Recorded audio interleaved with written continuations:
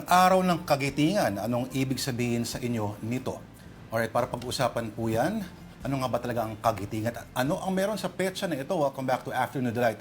Ang ating historiador, Tito Michael Charleston Xiao Chua. Xiao, magandang hapon sa iyo.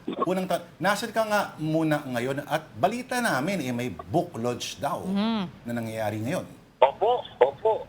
Ninong Lord sa inyong lahat, ano? Si Ma'am, sorry na nandito po ako ngayon sa Manila City Hall, Clock Tower. Ito po yung aming book launch for my 2-volume Shoutout project. Sa po ang publisher. Congratulations sa iyo, Xiao. At huwag din natin sabihin na mabibili sa Lazada yung aklat na yan, yung 2 volumes na yan. At punong-puno ito ng scripts ng inyong dating ng programa mo na mapapanood nila all over social media. Pero, okay.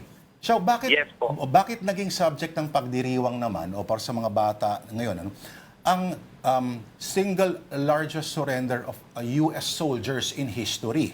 Bakit ito ay kailangan nating gunitain at anong kinalaman ng Pilipinas dito? Actually, hindi lang good night, kundi i-celebrate, Celebrate. Bakit? Kahit sa Polo of Bataan, natalo tayo, diba? Tayo pa rin yung pinakahuming na sumuko sa mga Hapon sa buong Asia.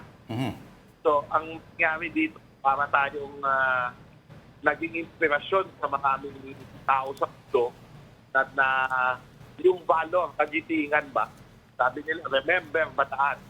Ibig sabihin, merong, kumbaga, umarap tayo sa mga impossible odds despite the challenges, hinarap natin. Yung parang hindi tayo natinag.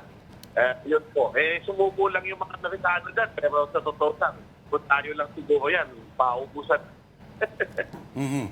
Okay, nag-evolve yung petsa to remember the fall of Bataan, naging Bataan Day, throughout several presidencies, nagkaroon pa panahon ni Gloria Arroyo ng Araw ng Bataan at Corregidor.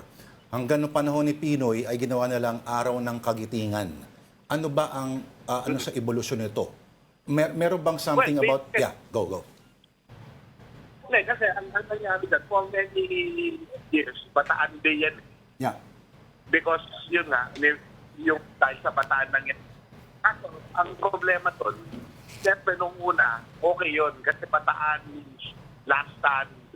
Di ba yung tayo yung patapang. Pero eventually kasi, nung nawala yung pawala yung generation na ang mangyayari dyan, patanda na sila, yung mga bagong bata, isip nila, Polo of Bataan, pagkatalo.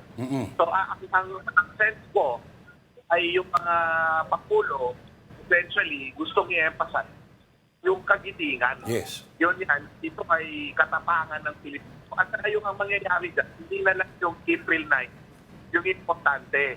Kasi ito po yung ating holiday to commemorate the whole war na napanalunan ho natin after 3 years.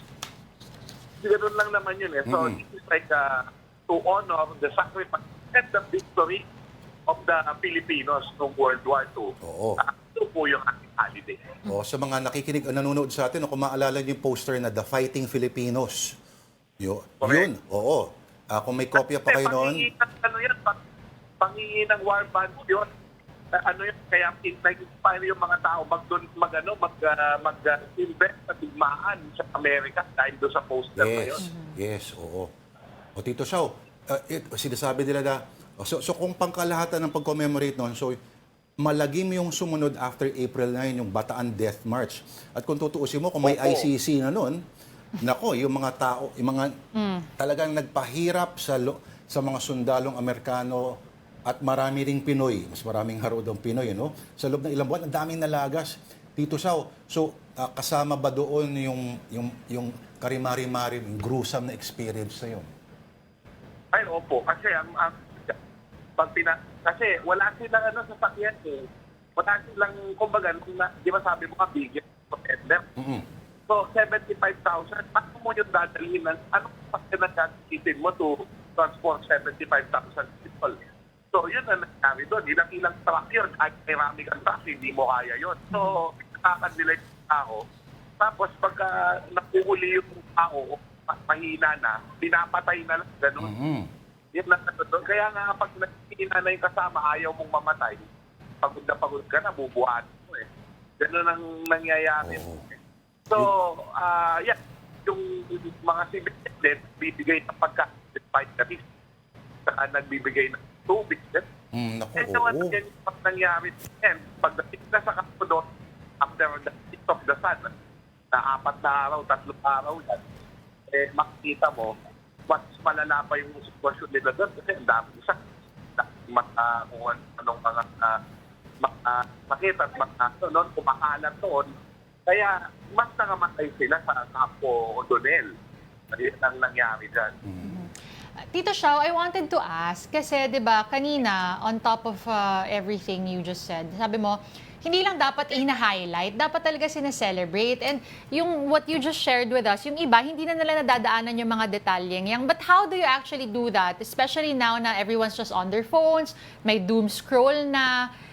What do you suggest? Like, if somebody were to make an effort to really celebrate and highlight and commemorate this day? Well, if everyone is on the phones, then we go to them. Di ba? Ibig ko sabihin, nakakatulong itong mga interviews of the media. Ako naman, I've already helped in many documentaries. I even have 2 documentaries about World War II na sa social media at sa pati ibang lugar para maadla itong manifest ito. Kasi gano'n naman ang mga bata ngayon social media. So, nasa social media natin ito. ang daming resources para kung gusto niyong pag-aralan at tutukan yung nangyari sa Bataan noong Abril 1942. Tito Xiao, sigurado akong nilalaman yan ng isa sa marami mong scripts na compile sa iyong Xiao Time na 2-volume books. Tama ba? Opo. Ngayon po yan, in a few minutes. Tapos po ano yan, kasi ang araw ng tingan, parang inaalala rin natin kahit revolutionary veteran. So marami po tayong bayan. Mga 20 heroes po ang pinito natin dito sa dalawang volume na ito. Ayan. Nako. So para makita natin sa mga panahon na medyo napaka-nega na ng tingin natin sa ating lahi. Once upon a time, naging yung mga nauna sa atin, nagpakita ng tapang at hindi sila natakot. Tito Xiao, maraming salamat. Yeah.